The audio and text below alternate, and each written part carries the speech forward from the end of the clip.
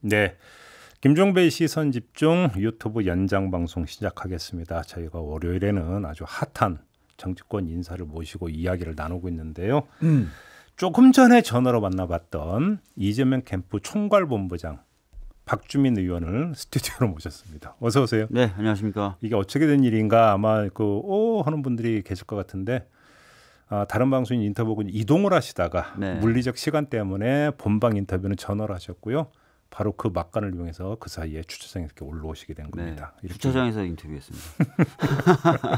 이 점을 좀 이해를 해주시면 2분만 주시면 올라와서 인터뷰할 수 있어요. 그러니까 바쁘십니다. 근데 왜 그 의원님은 그 현충원 같이 동행 안 하셨어요? 원래 이제 현충원 그 참배는 보시면 아시는 것처럼 당 이제 대표가 됐기 때문에 당의 후보가 됐기 때문에 이제 당 지도부하고 가는 거고요. 특히나 이제 당 지도부 중에서도 당 대표하고만 이렇게 가는 최고위원들도 빠지고 최고위원들 빠지고요. 그렇군요. 네. 근데 어제로 이제 또 깔끔하게 정리가 됐으면 좋을 텐데 조금 전에 본방에서 인터뷰를 했지만 지금 또 이제 무효표 이제 논란이 불거진 거잖아요. 네. 일단 이게 좀 빨리 정리가 돼야 될 것 같은데. 근데 지금 뭐 이낙연 캠프 인터뷰를 해 보니까 당무위까지 가든지 아니면 이제 다만 여지를 뒀던 게 당무위에서 그 해석 권한을 최고위원회에 위임을 했다면 최고위원회의 어떤 뭐 해석까지는 괜찮다 이런 취지의 발언이 있었거든요. 일단 이게 좀 먼저 정리가 돼야 되지 않겠어요? 그렇죠. 이제 이의 제기를 오늘 하신다고 하셨으니까 뭐 선관위에서는 금방 나올 것 같고. 선관위는 이미 해석을 해서 그 해석대로 지금 각 지역 경선들이 치러졌습니다. 그리고 어제 결과도 발표했거든요. 그러니까 선관위 해석이 문제가 아니라 선관위 해석 다음이 문제인 것 같은데. 근데 이게 만약에 이제 질질 끌고 논란이 계속된다면 그 부담은 그냥 이재명 후보한테 다 가는 거 아닙니까? 뭐 부담 있긴 있겠죠. 네. 근데 당의 후보가 됐고 그렇기 때문에 이제 당이 좀 적절하게 잘 판단할 거라고 봅니다. 근데 이제 뭐 지금은 이제 그 본방이 아니라 유튜브니까 우리 자유롭게. 그래도 다 보시잖아요. 안 넘어오네.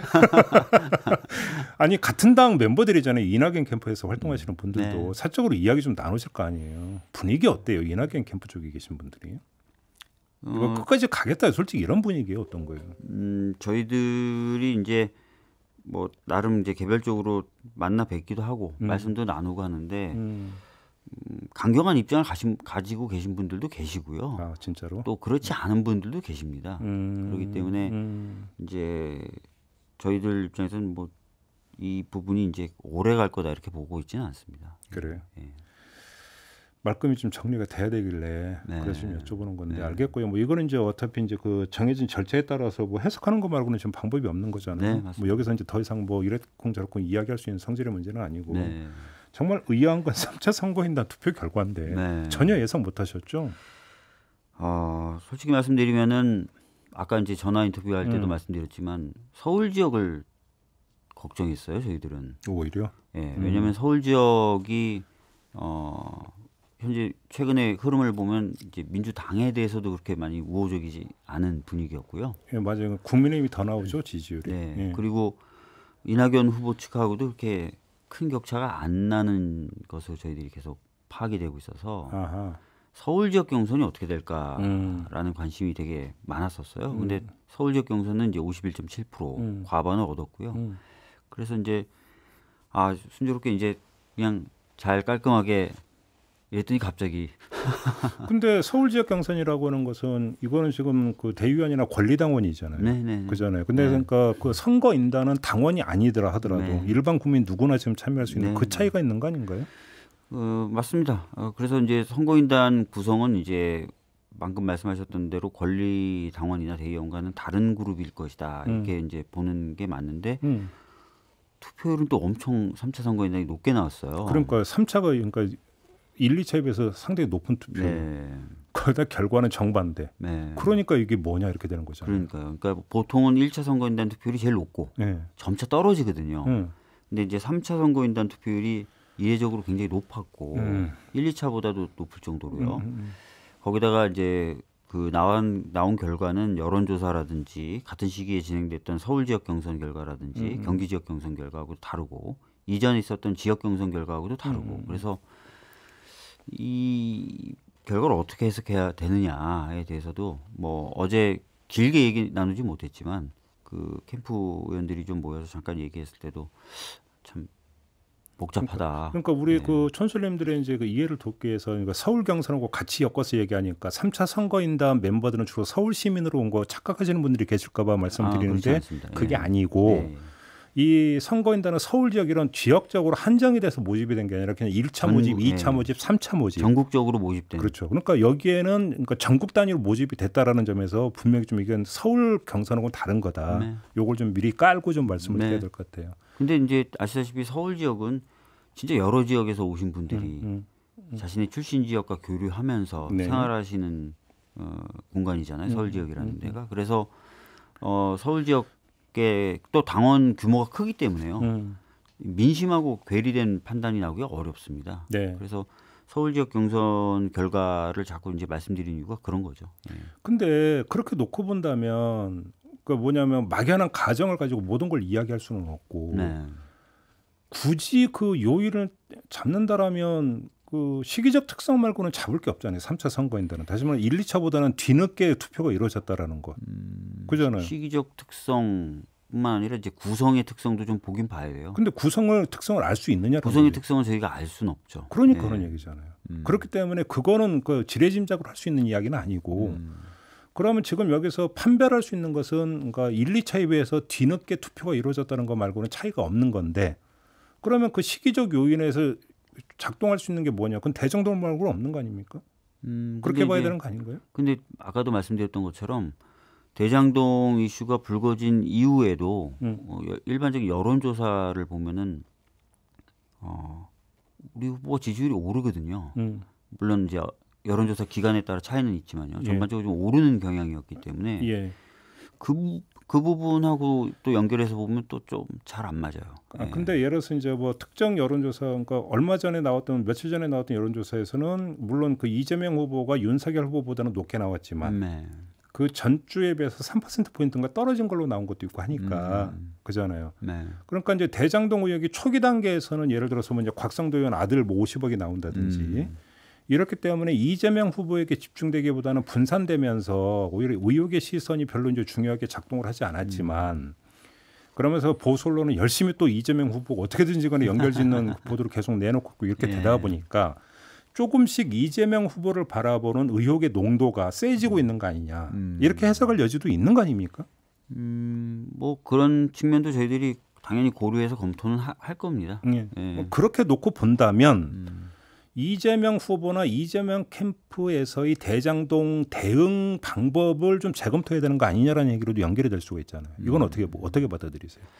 오늘 아까 다른 방송에서 어떤 시사평론하시는 분도 뭐 비슷한 말씀을 좀 하셨어요. 유효하게 해명을 못하고 있는 것 아니냐? 또 뭔가 설득력 있게 다가가지 못하고 있는 것 아니냐? 이런 말씀을 하시기 때문에 그런 부분도 저희들이 검토는 할 필요 있다고 생각합니다. 그러니까 지금 대응의 특성을 보면은 그러니까 이재명 후보하고 어떻게든지 이걸 엮어서 이제 의혹을 키우려고 하는 쪽에서는 사실이든 아니든과는 상관없이 조각의 팩트로 어떤 그 포장될 수 있는 것들을 계속 던지잖아요. 맞습니다. 특히 그 이재명 후보가 기자회견 후 백브라면서 설계라는 단어를 썼다.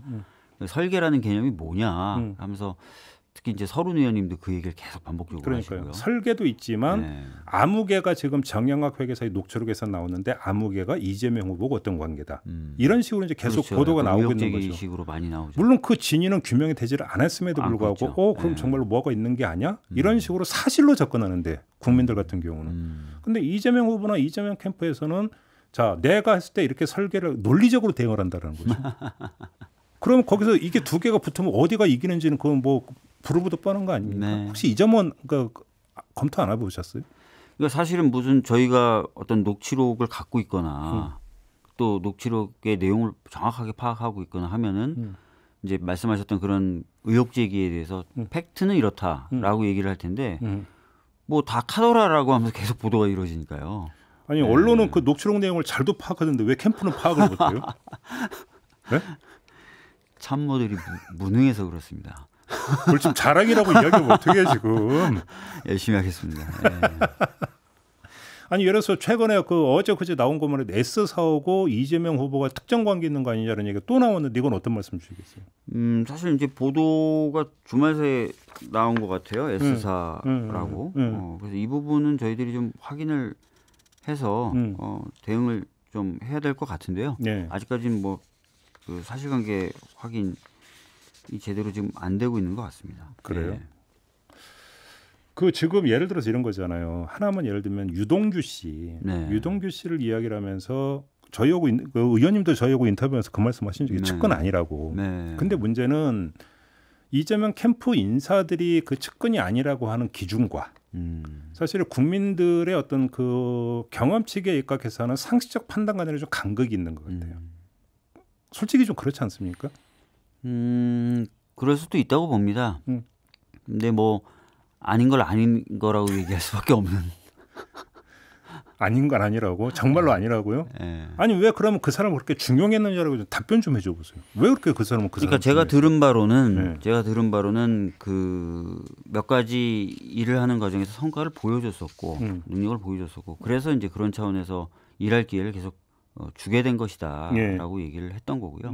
그러나 이제 또 기대한 만큼 최종적으로 성과를 못 내서 경기개발관광공사, 경기관광공사에서는 이제 물러난 거고요. 네.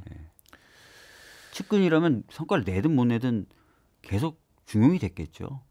네. 그러면 그 사람이 그러니까 물론 지금 나오는 보도가 다 그 진실이라고 전제하고 이야기하는 것도 심각한 문제를 안고 있긴 하지만 예를 들어서 만약에 유동규라는 사람이 일정하게 장난을 쳤다고 한번 가정을 해보죠.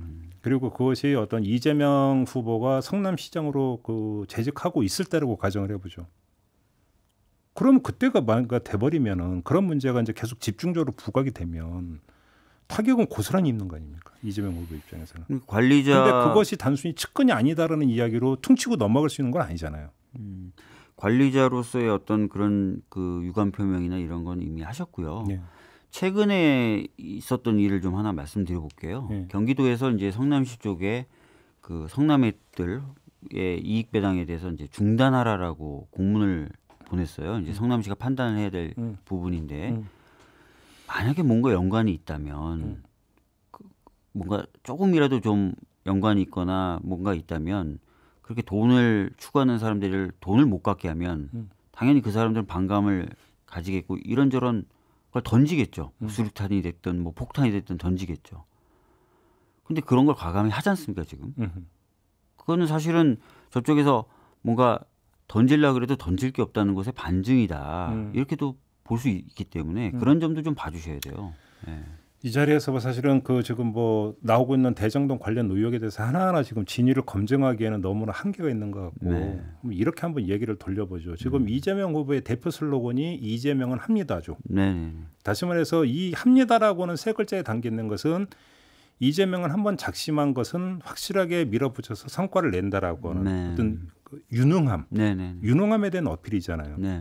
근데 두 번째는 지금 그 현 문재인 정부의 가장 치명타를 남긴 요인은 누가 뭐라 해도 부동산이잖아요. 그리고 그거는 여권 후보는 이재명 후보는 당연히 안고 가야 되는 문제인데 맞습니다. 근데 경위가 어떠했든지 간에 이 문제가 만약에 불거지고 갈수록 커진다면 가장 예민한 부동산 문제에 대해서 이재명은 못했다라고 하는 인식이 심어져 버리면 대선 경쟁력이 생기겠습니까? 그 부분에 대해서 제가 좀 말씀을 드릴 게 있어요. 그 성남시장 당시에 대장동 개발 관련해서 발생한 이익 중에 한 4,500억, 최종적으로 한 5,300억을 환수했습니다. 근데 이 환수한 액수가 2, 3년간 경기도 전역에서 환수한 액수보다 훨씬 많아요. 그러니까 이익 환수라는 측면이라든지 이런 것들을 당연히 이제 평가를 해주셔야 될 것 같고요. 또 그 과정도 보시면 아시겠지만 성남시 의회에서 지속적으로 공영개발을 못 가게 만들었던 정황들이 나와요. 실제로 반대했었고 그래서 뭐 성남도시개발공사 설립을 위한 조례가 3차례나 무산되고 또 조례가 가까스로 이렇게 통과가 됐더니 효력정지 가처분도 신청하고요. 그 당시 새누리당 의원들이 또 그 조례 통과를 막기 위해서 집단으로 등원도 거부하고 막 이런 사태가 벌어졌는데 그걸 뚫고 성남도시개발공사를 만들었고 이런 과정들이 또 있다는 거죠. 그래서 여러 가지 어려움이 있어도 할 건 한다라는 거고요. 다만 이제 그 부동산이 이제 이렇게 급등할 하지 몰랐던 거고 네. 또 2018년 이후로는 성남시장이 아닙니다. 그러니까 추가적인 이익 환수 조치를 시장으로 할 수가 없었고 또 분양가 결정이나 이런 것들은 다 2019년도, 2018년도에 이루어지면서 이제 이런 고수익 발생이 이제 사실은 그 손에서 떠난 뒤에 이제 발생을 한 부분이 있기 때문에 예. 그런 부분들도 좀 참고해서 봐주셨으면 좋겠어요. 그러면 역으로 예를 들어서 이제 그 이재명 후보는 국힘 게이트라고 주장을 했잖아요. 그런데 국힘적 그러니까 측면이 별로 부각이 안 되는 것 같은데 그건 언론의 지형 때문입니까? 아니 근데 실제로 드러나고 있는 그 현금 흐름 보면은 이제 곽상도 의원 아들 얘기가 나왔고요. 원유철 대표가 고문을 했었고 부인은 또 현재 고문을 하고 있는 거고. 그다음에 이제 그 박영수 특검의 딸 이야기도 나온 거고 박영수 특검 지인 얘기도 지금 나오고 있는 거고 그리고 이제 그 남욱이라는 변호사도 역시 국힘 쪽 관계자였고 네. 그 판결문에 이런 것들 보면은 국힘 쪽 의원이나 보좌관을 자기가 잘 안다 이런 표현이 여러 차례 등장하지 않습니까? 그래서 실질적으로 또 윤석열 부친의 주택 구입이라는 우연 중에 우연이라고 할 수 있는 일도 일어나고요. 그래서 전반적으로 봤을 때는 국힘 쪽 관련된 사람들이 계속 나오고 있는 상황이에요. 근데 이제 뭐 부각이 안 된다라는 말씀하셨는데 저는 뭐 충분히 어느 정도는 부각이 됐기 때문에 국민분들이 이 대장동 관련된 보도가 이렇게 쏟아져도 이재명 지사가 지지율이 오르고 경선 돌파할 수 있지 않았나. 오히려 그렇게 해석을 하세요? 네. 그러니까 이것이 언론은 즉 보수 언론 중심으로 언론은 이재명으로 쭉 몰아가고 있지만 국민적 시각과 언론의 보도는 일정하게 좀 차이가 있다 이렇게 파악하고 계시는 겁니까? 어느 정도 차이는 있다고 보고 있습니다. 네. 그렇게 보세요? 네. 예를 들어서 물론 근데 아까 말씀하신 대로 계속해서 이제 뭐 확인 안 됐지만 뭐 카더라 누가 또 관계돼 있다더라 막 이런 보도가 막 쏟아지면 네. 이제 또 이 형국도 달라질 수는 있는데 그래서 저희들이 이 부분에 대해서 적극적으로 대응할 필요가 있는 거죠. 그런데 예를 들어서 주변에서 이렇게 얘기하는 사람 많아요. 아니 박영수 특검은 그 박근혜를 구속시킨 사람 아니냐, 현 정권 사람 아니냐 이렇게 얘기하는 사람 많거든요. 여러 이야기들이 나오고 있는데요. 아시다시피 이제 야당 그 당시에 저희 당 추천은 아니고 야당 다른 당 추천이었고. 그분은 그때 그 국민의당에서 추천했다는 게 맞아요. 국민의당에서 예. 그 박지원 그때 의원이 아주 적극 추천했다는 게 맞아요. 저희들 그렇게 기억하고 있습니다. 예. 박지원 그 의원이 추천했는지까지는 모르겠고요. 네. 국민의당에서 추천한 몫이다. 국민의당 추천 케이스다. 민주당은 그때 다른 분 추천하셨고 그때 아마 2명 했던 거죠. 여러 이야기들이 오고 왔었죠. 예. 그래요? 네. 누가 이제 얘기됐었는지는 지금 얘기하기는 좀 그렇고요. 아무튼 근데 이제 그 시중에서는 그렇게 이야기하는 사람이 많이 있다라는 것이죠. 그렇게 돼버리면은 뭔가 교통 정리가 안 되고 있는 거 아니냐라는 얘기로도 연결이 되는 거 아닌가요? 하여튼 그 부분에 대해서는 뭐 여러 가지 얘기가 있어요. 뭐 SK 관련된 얘기도 있고. 근데 뭐 이 자리에서 다 말씀드리기는 어렵고요. 네. SK 얘기는 뭐예요? 갑자기 말만 던지시고 빠지시면 궁금하잖아요. 아니 이것도 추론 중에 하나인데요. 그 예전 2017년 보도를 보니까 그 SK 관련된 사면 약속 뭐 또 이런 등등등의 녹음 테이프가 박영수 특검한테 전달됐고 근데 박영수 특검이 그거를 제대로 수사하지 않았다. 뭐 이런 보도가 있었어요. 2017년 당시에. 2017년? 예. 그러니까 특검이 한창 진행이 될 때. 예. 과거에 이제 박근혜 정부 시절에 이제 그런 녹음 파일이 존재했고 그 녹음 파일이 박영수 특검 측에 전달이 됐는데 박영수 특검 측이 제대로 수사를 안 했다. 뭐 이런 얘기가 좀 있었고 뭐 이것도 어차피 추론이니까요. 뭐 한간에는 그래서 계속 그동안 얘기 나왔다 요즘 얘기 안 나오는 뭐 SK 종잣돈설 뭐 이런 얘기도 있긴 있었지 않습니까? 뭐 SK 관련 의혹은 뭐 저희도 이제 토론 과정에서 좀 제기가 된 바가 있었는데 알겠습니다. 아까 본방 인터뷰 때도 잠깐 여쭤봤는데 뭐하면 의원님 개인 의견이라도 좀 한번 여쭤보고 싶은데 지사직을 그 경기도 국감할 때 지사로서 나가서 그냥 아예 그러니까 정면 돌파하는 게 오히려 가장 깔끔한 수 아니냐라는 그러니까 이야기에 대해서 어떻게 받아들이세요? 아까도 말씀드렸지만 이제 캠프 차원에서는 이제 그런 입장 일단 18일, 20일 이렇게 이틀 잡혀 있죠. 네, 그런 입장이 강한데 아까도 말씀드렸던 것처럼 지금 당의 후보가 됐기 때문에 당이 이제 이후에 본선 일정이나 이런 것들을 어떻게 짜느냐에 따라서 굉장히 달라질 수 있고 원팀이라는 걸 만들기 위해서 좀 시급하게 뭔가 가동이 돼야 된다라고 또 정무적인 판단한다면 또 조금 당의 입장은 다른 생각을 할 수도 있죠. 그 무슨 말씀이에요? 그거 좀 풀어주세요. 원팀이 시급하게 뭐가 가동돼야 된다는 거고. 그러니까 뭐 후보로서 본격적인 행보를 막 해야 된다. 네. 근데 이제 지사직을 유지하고 후보 행보를 하면 또 문제가 발생할 수 있는 거냐 이 말씀이신가요? 일정상의 충돌도 있을 수 있겠고 예. 뭐 집중도나 쏟아부을 수 있는 역량의 차이도 생길 수가 있겠죠. 그러니까 그런 것들은 종합적으로 지금 아마 당에서 좀 판단하지 않을까 본다는 겁니다. 그래요. 그러면 캠프의 공식 입장은 그걸 당에 일임한 상태입니까? 캠프도 의견을 내겠지만요. 예. 사실상 이제 캠프는 이제 경선이 끝나면 자동적으로 해산이죠. 그렇죠. 예. 그래서 주요한 판단은 이제는 당이 하게 됩니다. 그렇죠. 이제 선대위 이제 당 차원에서 꾸려지게 되겠죠. 근데 그것도 궁금한 게 당 차원에서 이제 선대위 꾸리고 하는 게 그러면 이 무효표 관련돼 대해서 그러니까 최종 해석까지 다 내려지고 난 다음에 할 수 있는 거 아닙니까? 어떻게 되는 겁니까? 선관위 차원에서는 사실 경선이 다 끝난 거고 선관위 해석도 다 이루어진 거예요. 네. 그런 상황에서 지금 이 일을 제기하신 거죠. 근데 저는 당으로서는 다른 판단할 여지가 거의 없다고 봅니다. 왜냐하면은 아까 말씀드렸던 것처럼 과거 선례에 있어서도 여러 차례 지금과 같은 방식으로 무효표를 처리해 왔던 거예요. 근데 이낙연 캠프에서 당무위까지 가야 된다라고 하니까. 그러니까 저는 좀 답답하긴 한데요. 그래서 만약에 이제 아주 깔끔하려면 말씀하신 대로 그게 당에서 정리가 된 뒤에 선대위가 꾸려지는 게 맞는데 그렇게 된다 하더라도 시간이 그렇게 길게 걸리진 않을 것 같다는 당무위 소집에는 그렇게 뭐 어려움은 없어요? 바로 구성할 수 있습니까? 당무위원회라는 게 이미 구성되어 있으니까 소집은 바로 할 수 있냐고. 소집이 필요하면 하겠죠. 근데 최고위 차원에서 무슨 당무위까지 가냐 이렇게 명확한 사안에 이렇게 결정 날 수도 있는 거죠. 근데 아까 박광훈 의원은 최고위에서 이거 그 규정에 문제가 있다고 해석을 했다라는 주장이잖아요. 아니 문제가 있다고 해석했으면 경선이 그렇게 진행됐겠죠 오히려. 근데 그냥 어차피 이제 게시했으니까 그냥 가자 이렇게 했다라는 거잖아요. 박광훈 의원 주장은. 모르겠습니다 그거까지는. 네. 그래요? 참 뭔가 깔끔하게 이제 출발이 안 되니까 아이고 참.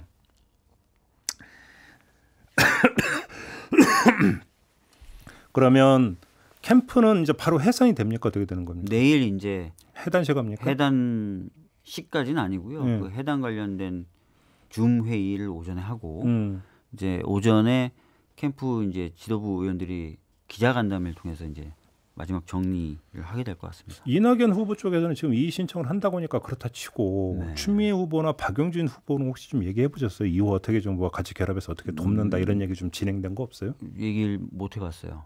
얘기 못 해봤어요. 네. 뭐 그분들하고 뭐 이게 뭐 척을 지면서 뭐 다시 원팀이 안 될 이유는 없잖아요. 그 두 분. 그럼요. 네. 그렇잖아요. 알겠습니다. 그나저나 지금 그 의원님 모신 김에 이번 주 목요일에 그 윤석열 검찰총장 징계 1심 나오는 거 아시죠? 예, 있어요. 어떻게 전망하세요? 지금 최근의 상황이 또 있지 않습니까? 고발 사주 관련돼서. 그다음에 이제 판사 관련된 문건만 만들었다 이런 게 아니라 뭐 장모 대응 문건도 만들었다 이런 얘기들이 계속 나오고 있어서 저희들은 법무부에 그런 얘기를 했습니다. 어차피 소송 당사자 중에 하나가 법무부지 않습니까? 그러니까 최근 나오고 있는 상황이나 이런 것도 좀 정리해서 법원에 참고용으로 제출해야 되는 것 아니냐, 종합적 판단이 가능하도록 그런 얘기를 했고 뭐 그런 것들이 만약에 이루어진다면 좀 효력정지 가처분 때하고는 좀 다른 판단도 나올 수 있지 않을까 이렇게 보고 있습니다. 가처분은 일단은 받아들였잖아요. 네네네. 그 법원에서. 네네네. 근데 그거고 다른 판단이 나올 가능성이 이렇게 높을까요?